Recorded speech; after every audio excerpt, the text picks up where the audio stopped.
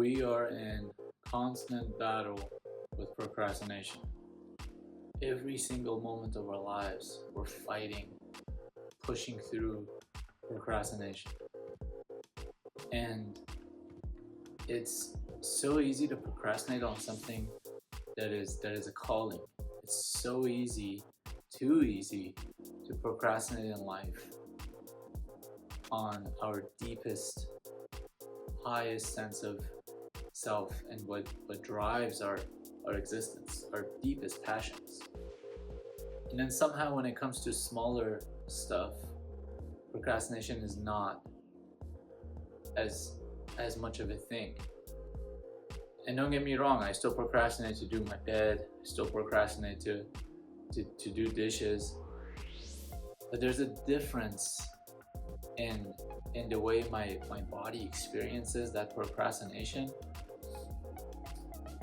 when I compare doing the dishes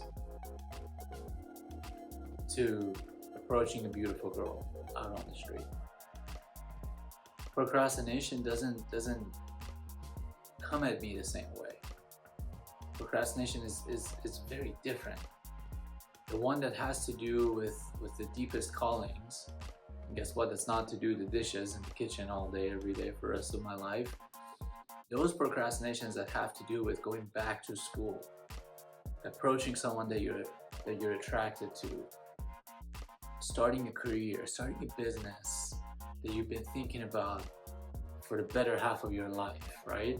Those kinds of procrastinations are, it feels like a giant rope that is constantly pulling you back, and it's a consistent battle with those things on day-to-day basis.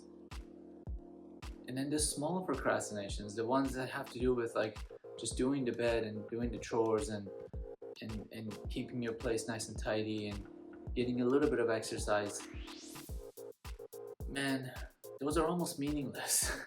I hate to say it because so many influencers, so many life coaches are constantly talking about the power of showing up to the gym, the power of running and weightlifting and doing these kinds of things.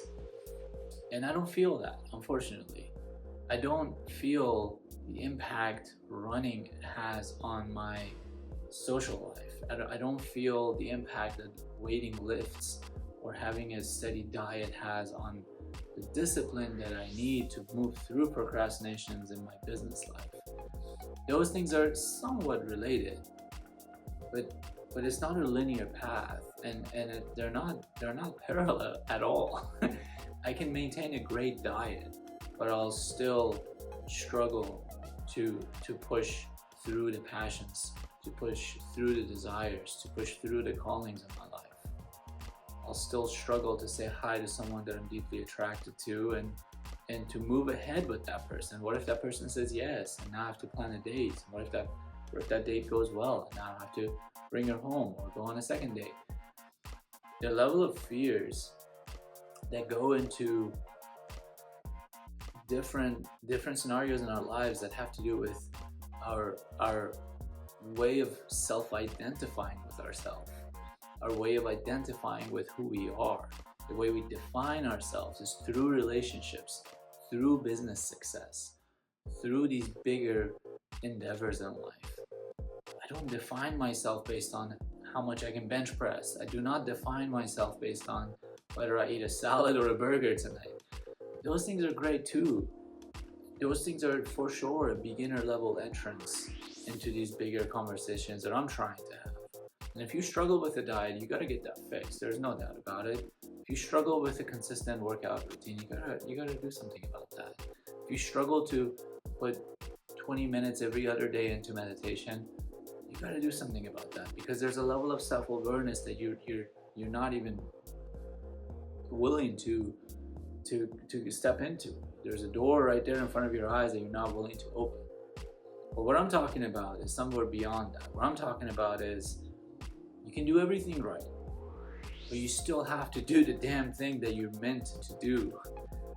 Doing everything else is not going to hide away or polish away that procrastination that is taking form all around the most important parts of your life. You can still procrastinate on your business, you can still procrastinate on relationships, your social skills, or whatever else it is, going back to school that means something to you, learning a second language. Small steps are for sure steps towards self-mastery, but they are only warm-ups. They're not the bigger picture. They're not the bigger definition. And so when you wake up every morning, is it more important to do all the necessaries, like all the things that we think are necessary, all the the cold showers and the good diet and the good workout and the meditation, or is it more important to actually do the thing that you least want to do? Because that's really the source of it. It's like when you go into a fight, right? Imagine you were a martial artist, a warrior of life.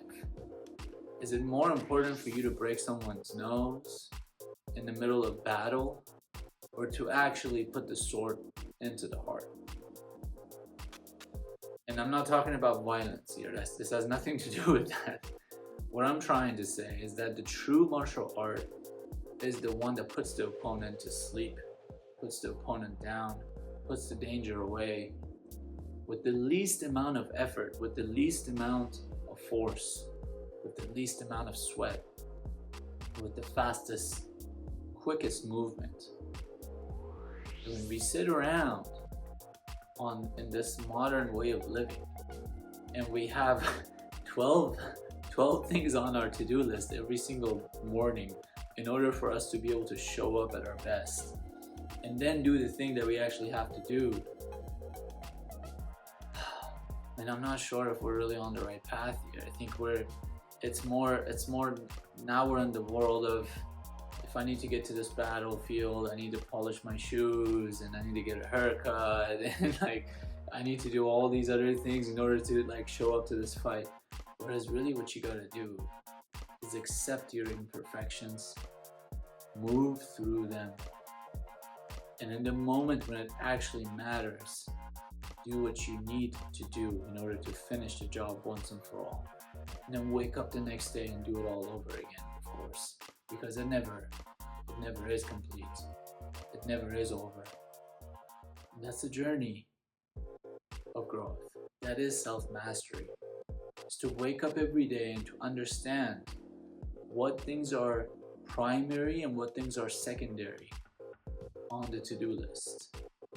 And on that list of importance, tackle the ones that are part of the primary list, because that's what's going to move the life forward. That's what's going to ultimately, 15 years from now, 20 years from now, make you a stronger human being, mentally, physically, financially, all sorts of ways.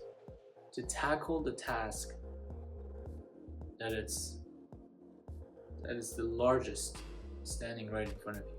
Tackle that one first. All the rest can wait.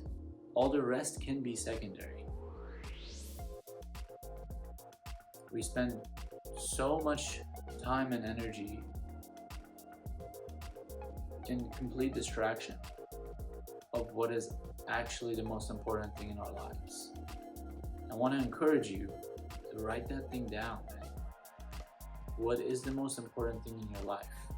Is it learning the third language? Is it cleaning the house? Is it waking up every morning, going for, 5-mile run? What matters the most to you? If you can't answer that, in which category, here's the next question, which category of life do you procrastinate the most? And that could be it right there. The source of your procrastination could be the source of your calling. You just have to respond.